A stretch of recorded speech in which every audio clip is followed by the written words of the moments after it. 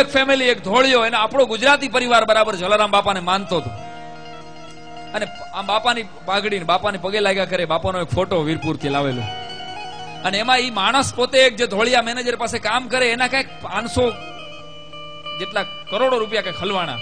વાત મને શ્રદ્ધાનો વિષય તો પુરાવાની ક્યાંય જરૂર નથી. લાખો ને અબજો રૂપિયા હલવાના. એટલે ઓલામાં ગુજરાતી જે સેવક હતો, એનો નોકર હતો, એને એના ધોળિયા શેઠને કીધું, શેઠ, અંગ્રેજીમાં કીધું કે તમારું આ કામ થતું નથી, તો હા તમે એકવાર અમારા ઇન્ડિયાના સંતની માનતા કરો, જો તમારું કામ થઈ જાય. કે I don't believe in God. તો ભલે તમે ન માનતા, એકવાર તમે માનતા તો કરો. અને મિત્રો, વિધિની વક્રતા જે ગણો એ ઓલા ધોળિયા માણસે જલારામ બાપા હવે અગરબત્તી કરી માનતા કરી, જો આ કામ થઈ જાય ને તો હું એકવાર હું અથવા મારા કુટુંબમાંથી કોઈ વીરપુર દર્શન કરી જાઉં. એક શ્રીફળ ની ખાલી માનતા કરો, જાજી નહીં. તમારા પૈસા મુબારક. અમારા જલિયાણ જોગીને કાવડિયાથી મતલબ નથી, ખાલી શ્રીફળ ની માનતા કરો. સાંભળજો.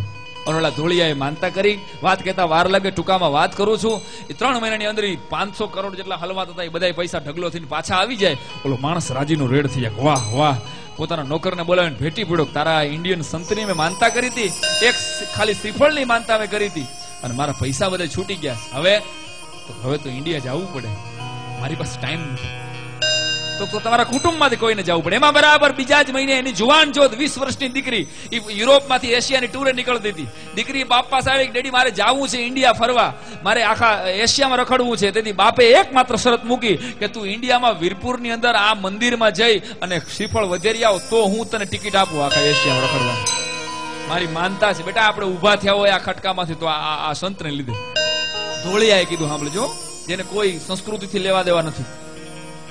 દીકરી કીધું કાંઈ વાંધો નહીં, જવાબ આપ્યો, બધું સરનામું લઈ લીધું. વાત કરતા વાર લાગે, ટૂંકામાં વાત કરું છું.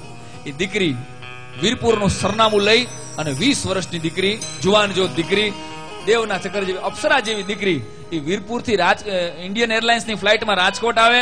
રાજકોટથી વીરપુરને બદલે વેરાવળની બસમાં બેસી જાય.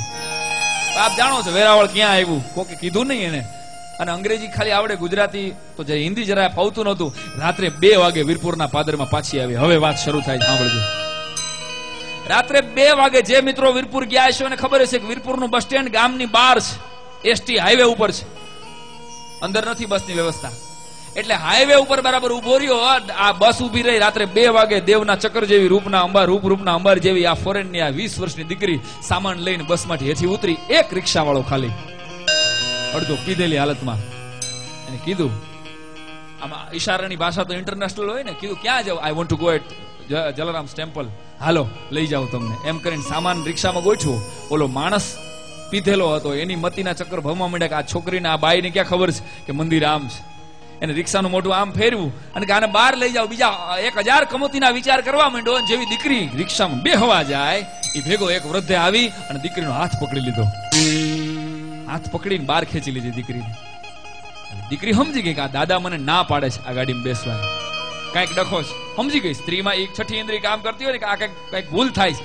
બધો સામાન કાઢી લીધો અંદરથી.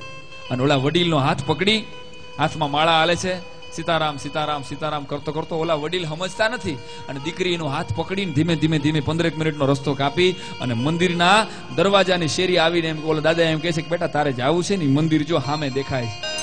ઓલી દીકરી આવે છે, રાત્રે જઈને ઉઠાડે ટ્રસ્ટીઓને હું લંડન થી આવું છું. ફટાફટ બધી વ્યવસ્થા થઈ જાય. ટૂંકામાં વાત કરું છું. અને હવારનો પડતા, હવે સાંભળજો વાત કહું છું, હવે શરૂ થાય છે. શ્રીફળ, સાકર ને અગરબત્તી 21 રૂપિયાના હાથની માલિકો લઈ અને દીકરી કાટ કરતી પગથિયા ચડે. જલારામ બાપાનું જે મંદિર છે, મંદિરની અંદર જે ફોટો આપ જોવો છો, એ એકમાત્ર જલારામ બાપાની હયાતીમાં રોબર્ટ નામના એક અંગ્રેજ અધિકારીએ કેમેરામાં પાડેલો ફોટો છે. એ સિવાય બીજા બધા સ્કેચીસ છે, એના દોરેલી ચિત્રમાઓ છે. પણ બાપાની આંખ જરીક ત્રાસી થઈ ગઈ છે. જાઓ ત્યારે વીરપુરના નાનકડા કલાકારને યાદ કરજો. ઓલા વિનંતી કરી, બાપા એક ફોટો તમારો પાડવા દો, કારણ કે તમારી યાદી રહે. 200 વર્ષ પહેલા જેથી કેમેરાની શરૂઆત હતી, તેથી રોબર્ટ નામના એક અંગ્રેજ અધિકારીએ ખાલી ફોટો પાડ્યો. એ ફ્લેશથી બાપાની આંખ જરાક ત્રાસી થઈ ગઈ. એ 5 ને 6 ફૂટનો ફોટો જોયો અને હાથમાં ફોટો જોઈને ઓલી ફોરેનની 20 વર્ષની જુવાન જો દીકરીએ પૂજારીને કીધું, આઈ want to meet this gentleman, I want to meet this gentleman, મારે આ વડીલને મળવું છે. એટલે પૂજારીએ દાંત કાઢ્યા. એટલે કે બેટા ક્યાંથી આવો છો? અંગ્રેજીમાં પૂછ્યું તો વિદેશથી આવું. તો કે આ વડીલ તારે જેને મળવું છે ને, એને તો દેવ થઈ ગયા ને 200 વર્ષ થયા. તેથી હાથમાંથી થાળી પડી ગઈ. ના હોય તો કાલ રાતે 2 વાગે મારો હાથ પકડીને મને આ જ વડીલે રિક્ષામાંથી બહાર કાઢી દીધો. આ આજ પાઘડી, આજ કપડા, આજ માળા હતી ભલા માણસ. અને તેથી પૂજારીઓએ આવી અને દીકરીનો હાથ માથે હાથ મૂકી દીધો કે હા, તારા હાથમાં જલારામ જોગી ભલા માણા, આ દેશની નહીં પરદેશની દીકરીઓની આબરૂની જે રક્ષા કરે આ જલિયાણ જોગી ભલા માણસ, એની વાતો કરીએ તો આવી કેટલી રાતોની રાતો ટૂંકી પડે, આવા કેટલા ડાયરાના ડાયરા ટૂંકા પડે. ભલા માણસ જલિયાણ જોગીના વર્ણન ન કરાય, એને બે હાથ અને ત્રીજું મસ્તક નમાવી અને વંદન કરાય. સાંઈરામના સીતારામ.